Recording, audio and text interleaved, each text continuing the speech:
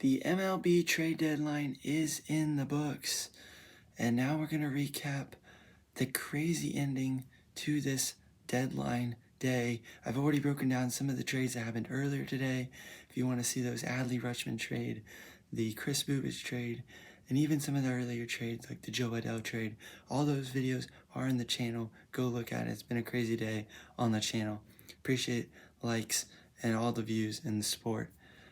Leave comments on all this. Give me your feedback on the trades and what you think. So we'll start off with this first trade since the last one, which was Brenton Doyle going to the White Sox in return for Mason Adams and Carlos Vielma. The White Sox find themselves in an interesting position.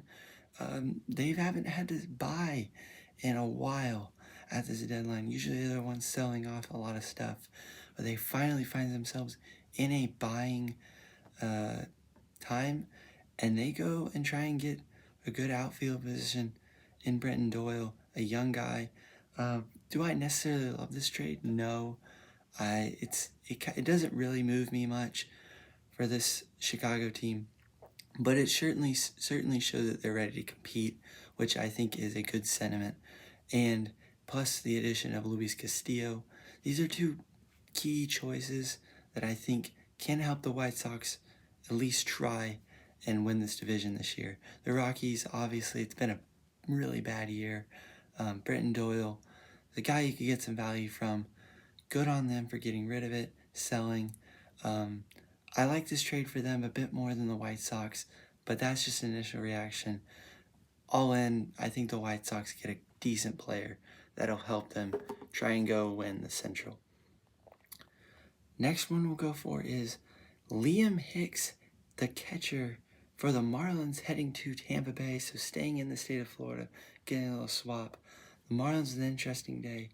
They get in return Braden Taylor, Adrian Santana, and Jacob Kisting. Interesting trade for both these teams. The Rays trying to really boost up as they've built up a bit of a lead on the Yankees, but they got to be knowing the Yankees are going to be getting their core pieces back here soon, and it's going to be a tight finish here in this division and in the playoffs. So they're trying to shore up a spot that they need at catcher and Liam Hicks, who's a good guy to go get from the Marlins. Marlins in a very interesting position. They are kind of in a really kind of dicey role. They could go buy a little bit, sell a little bit, which they've done today. Getting rid of Liam Hicks was something they needed to do. I like this trade for both teams. I think it could be a very win-win trade. Marlins get some good prospects, and the Rays get a position of need in a race that they're going to need him. Then we'll go to the Robbie Ray trade. Robbie Ray heads to the San Diego Padres, and in return the Giants get Miguel Mendez and Joniel Hernandez. Padres, this is absolutely what they needed. They needed a guy who can pitch. Starting pitcher was a big need, and they not only get it once, they get it twice. As after this, we'll recap their last trade they made right at the buzzer. Robbie Ray, a great pickup. Cy Young, pedigree.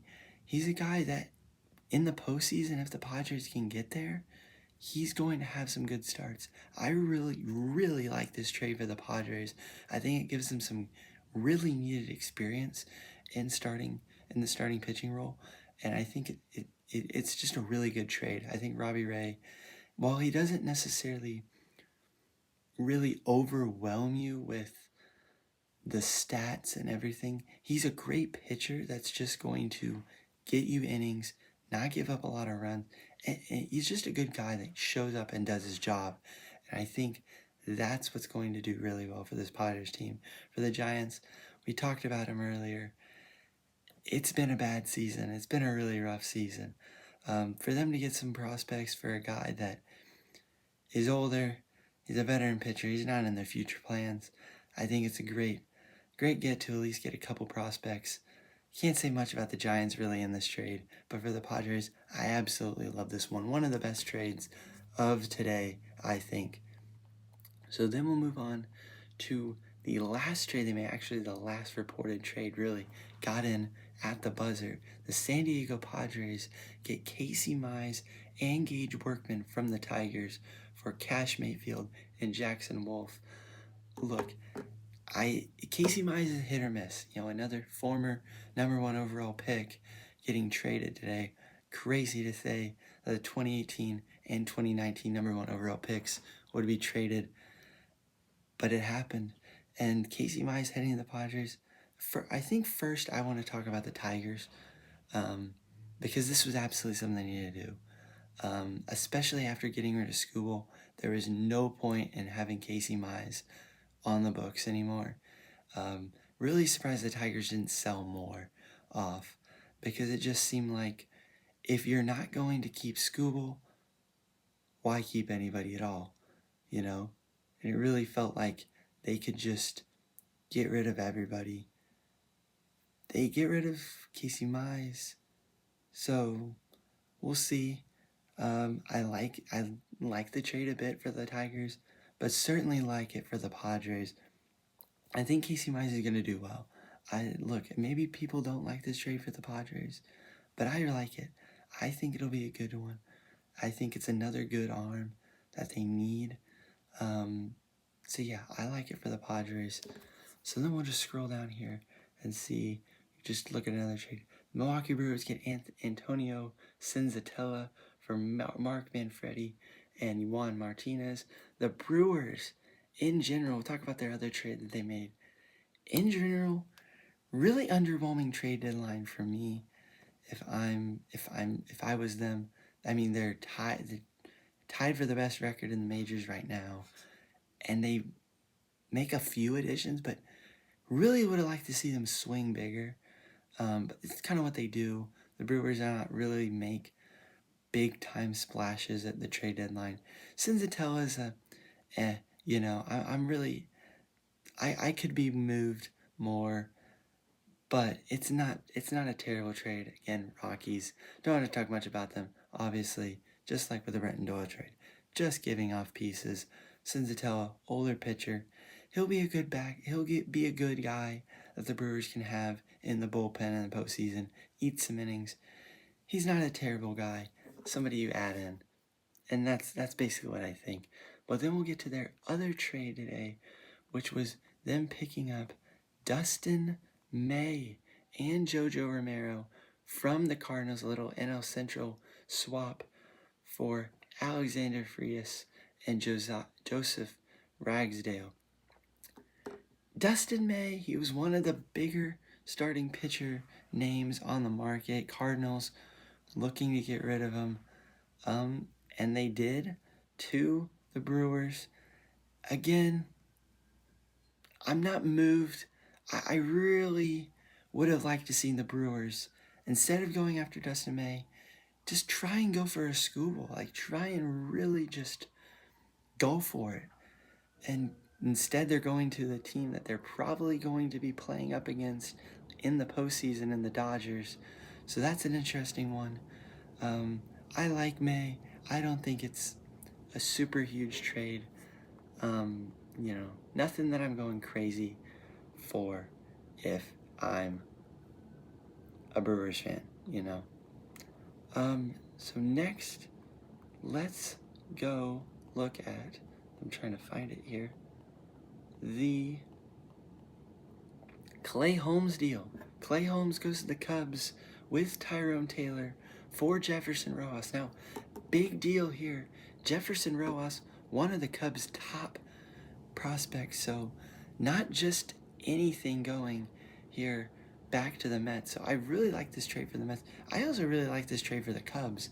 I think Clay Holmes has been severely underrated, really, along his time with the Yankees and the Mets. Been a really good guy. He was good with the Mets, and I think he's going to be a great arm for the Cubs to add in. And even Tyrone Taylor, who maybe was looked at as just kind of a throw-in in this deal, he can certainly be a bench bat, a pinch hit guy, play some good defense. I think this could be a really underrated and looked at as maybe a really big trade at the end of the deadline, especially if the Cubs can make up some ground in the NL Central. Who knows? Clay Holmes could be a really driving factor in that. like this trade a lot. And I like the return the Mets get, which obviously Mets is a sad day, trading away a lot of guys. But you like the returns that you're getting, so that's good.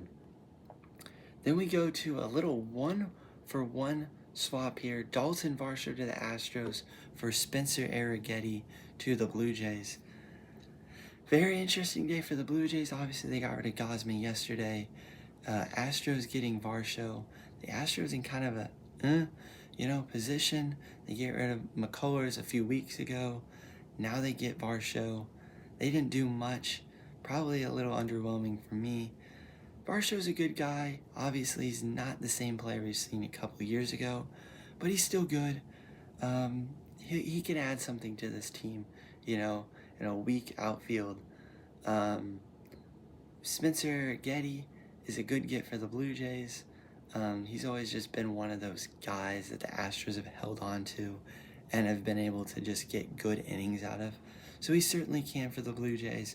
Blue Jays in another interesting position, after making it to the World Series, now they're back and they're kind of selling. I don't know. Not much you can please somebody like that there. Next one, Yankees pick up Elio Ramos from the Giants for Henry Lane and Caden Kent.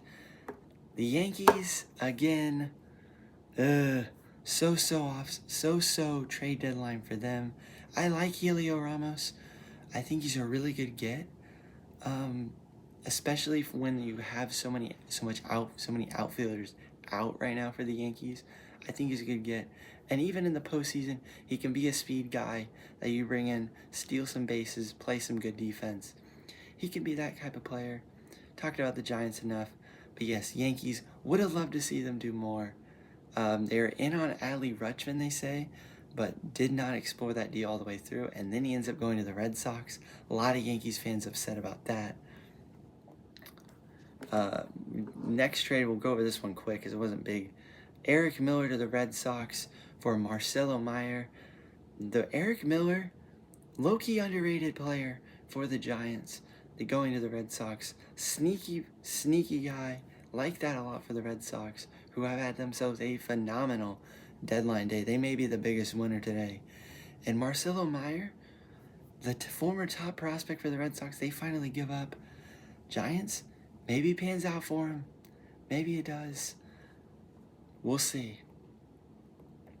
Next one we'll take a look at is Nathaniel Lowe to the Guardians from the Reds.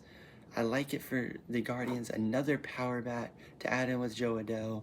I like it, making a big splash to go with Joe Adell and to go up against the White Sox, who have also made some splashes. Like that trade.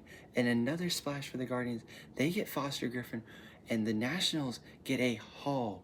Josh Hartle, Will Dion, Ken Joyce, Vergez, might have butchered that, and Nick Mitchell. Really good get for the Nationals and good get for the Guardians. The Guardians just have such an insane rotation right now with Parker Messick and Foster Griffin and a lot of other guys that are just really underrated and will probably be really good and could be a driving factor in why the Guardians can make up the ground on the White Sox and get into the division race again.